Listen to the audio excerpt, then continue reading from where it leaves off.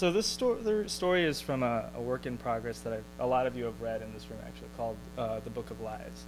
And it's a project that I started when I was in college and was doing some research on, I did my senior thesis in sort of Philippine education and stumbled across all of these interesting old stories about sort of like Philippine myths and gods and all of these things that came from the city I'm from, which is called Baguio. And was really kind of fascinated by the idea of constructing sort of a fantasy universe that's based on Southeast Asian mythology. Right? So anyway, I'm going to read you guys a scene from this, and hopefully it'll give you some idea of what it is I've been working on. Okay. The city of Baguio sits high in the mountains of the island of Luzon. It is the only city in the Philippines that is constantly cool, its air fresh with the scent of pine trees. Long ago, when the Philippines had been a U.S. colony, the Americans, tired of the oppressive heat of the lowlands, established Baguio as their summer capital. They transformed the sleepy village into a mountain paradise filled with country clubs, golf courses, and parks, remodeling it in the image of the home they left behind. Despite the circumstances, Alex liked Baguio. It was sort of like Lake Tahoe with street vendors, and it sure as hell beat the sweltering heat of Manila. He stood at the edge of Burnham Park in front of a twisted dirt path that snaked through a thick grove of pines up a hill. The path led to the public library, one of the oldest colonial buildings in Baguio, a green and white wooden house set deep in the heart of the park. It was built over 100 years ago when horses, not cars, dominated the city, and despite the fact that the library and its path were quaint, charming, picturesque, and any number of similarly cute adjectives, it was also really fucking difficult to get to, in particular when it was raining, which it was now. Alex pulled his hood tight around his head and cursed at the rain before making his way up the muddy trail. He was there to pick up a package for Lola Tere. She was one of the bougiest people Alex had ever met, but that didn't mean that she thought that anyone, let alone her grandson, should get anything for free. In exchange for living in her house, he served as her errand boy, doing random tasks for her around the city, which is why I was trudging up a muddy dirt road in the middle of monsoon season to get some obscure God knows what for her at the library. It wasn't that Alex wasn't grateful for the things Lola Tere gave him. God no. Seeing the grinding poverty in the Philippines firsthand made him thankful for having a roof over his head and food in his stomach every night. Truth be told, he would have been happy to do any number of the ridiculous tasks that Lola Tere asked him to do. It was just that no matter what he did, no matter how many extra chores he did around the house, or good grades he got, or nice things he tried to do for her, Lola Tere always managed to make him feel like he was an unwelcome intrusion into her life. Before his mom got sick, Lola Tere led an independent life, traveling around the Philippines, studying the tribal rituals of the Kalinga, or exploring burial caves in Cotabato, or whatever else she wanted to do. It didn't matter that Alex didn't have any control over his mother getting sick, or that he had a deadbeat dad that couldn't be bothered to send him a Christmas card once a year, or that he didn't ask to come to the Philippines. He owed her, and the fact that she treated him more like a servant than her grandson grated at him, because no amount of work could ever repay the debt he accumulated every day he stayed with her. Outside of the library, a dark-skinned Filipino man in a dirty white t-shirt and a pair of black aviators smoked a cigarette in the rain, flicking the ash out in the forest. That in and of itself wasn't odd. The no smoking within 25 feet of a public building law hadn't quite made its way to the Philippines yet. But wait, what made Alex pause was the way he smoked. Each time he exhaled, a thick cloud of black smoke, dark and full of soot, came out of his nostrils. And the man smelled, too, of rotten eggs and something worse. Alex got a bad feeling from him. He didn't fit the profile of a local bookworm. There was another thing that he had adapted to, the danger in ordinary places.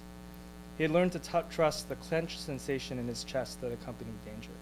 But as he entered the library, the man didn't give him so much as a sideways glance, and the tightness in Alex's chest relaxed, leaving him feeling somewhat foolish.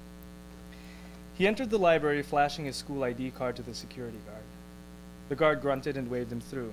He passed through the security point through a narrow hallway towards the main room of the library.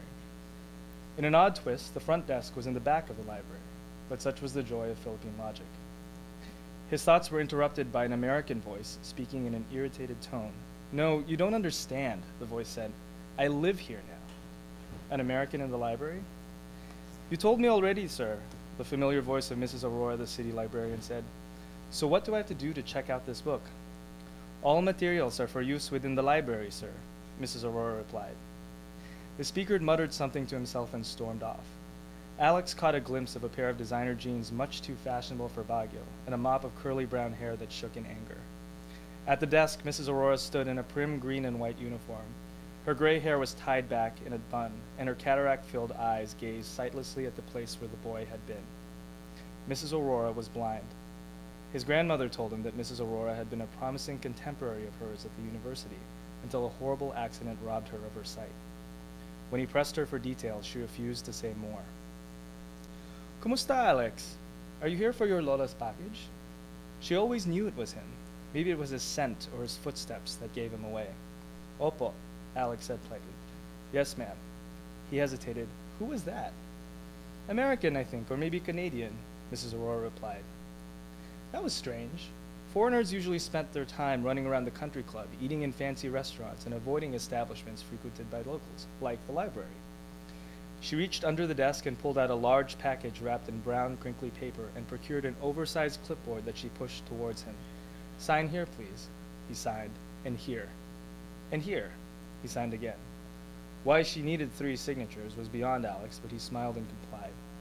Salamat, Mrs. Aurora said. And Alex? Yes? Mrs. Aurora opened her mouth as if she wanted to say something more, then, as if thinking better of it, closed it and shook her head. Never mind. Say hello to your Lola, okay? Salamat po, Alex said. He walked away from the desk towards the reading room. Inside, he saw a librarian shelving books next to the brown-haired boy. His nose was stuck in a book. He looked to be 16 or 17, about Alex's age. Alex had grown up in the States, but the shock of seeing a white person in a setting that he associated with other brown people caught him by surprise. But what was even more surprising was what the boy was reading. The table was littered with books of mythology. Norse myths, Greek myths, Filipino myths, Thai myths. It was a massive collection of nerdiness, but nothing about this kid said nerd. He looked like a jock. His muscles were lean and toned, like a soccer player or a runner. His hair was a little too mussed, and his clothes were rumpled in all the right places. It was disconcerting. Alex perused one of the shelves filled with Roman mythology. His fingers lingered over a heavy tome marked Encyclopedia of Greek and Roman Myths. That one's not very interesting, the boy said, without looking up from his book.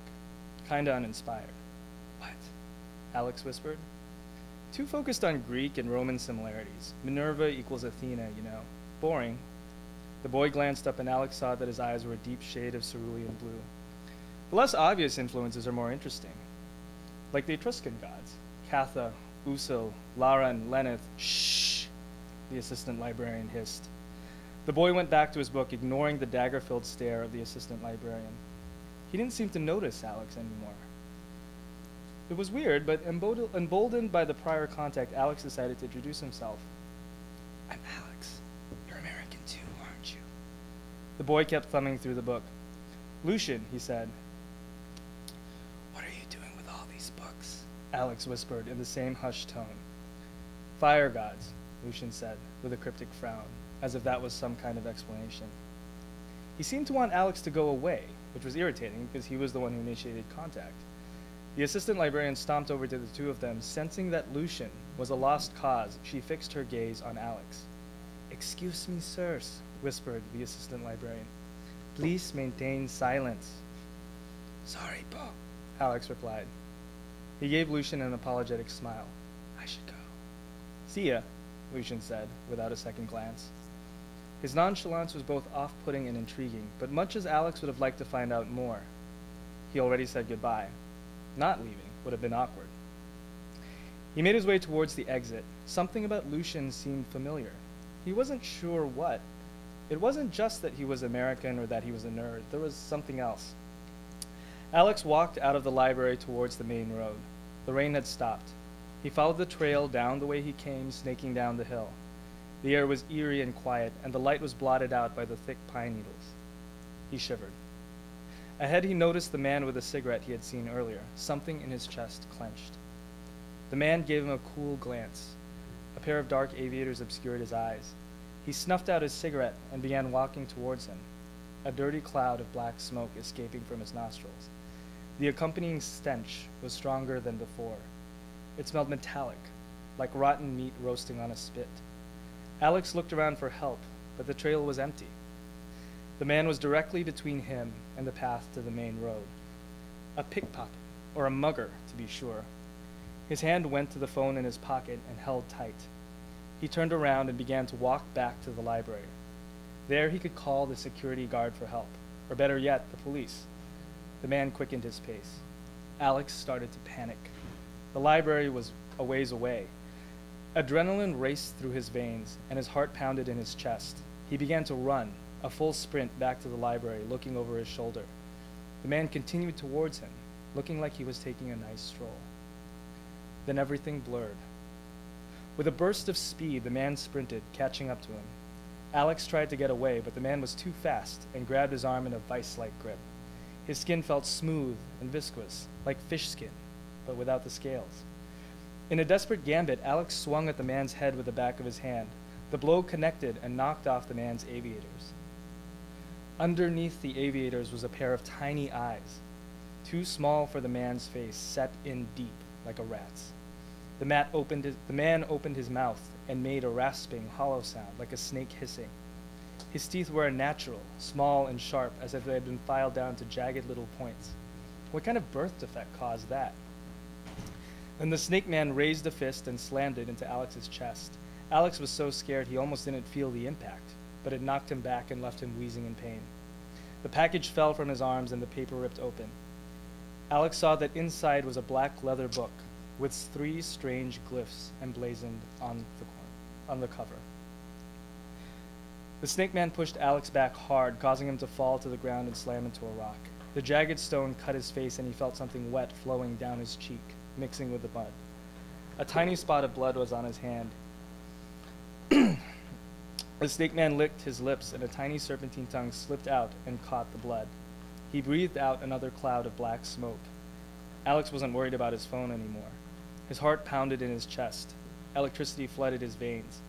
The snake man picked up his aviators and put them back on, hiding his tiny rat eyes. Then he reached for the book. "Leave him alone," Lucian cried out, standing in the middle of the trail. His fists were clenched and his blue eyes blazed. Alex had never been happier to see anyone in his life. The snake man made that same creepy hissing sound as before. Lucian stood in front of him, his eyes narrowed and his legs akimbo. The snake man sprinted towards him.